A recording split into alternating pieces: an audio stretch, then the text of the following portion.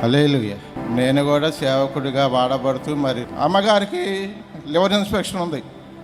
చూడండి ఇక్కడ ఫోన్లో 3 సంవత్సరాల నుంచి మందులు వాడుతున్నాం.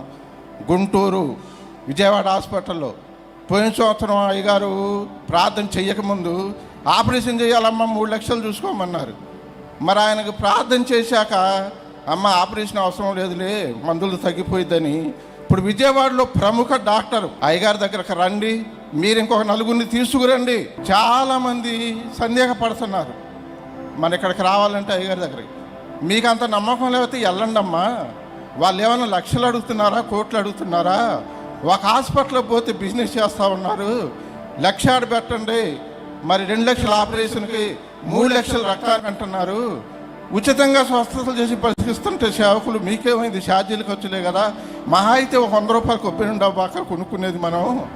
చాలామంది నేను పంపిస్తున్నా, బలపడి ఉండి రండి. అదే నేను చెప్పే సాక్ష్యం.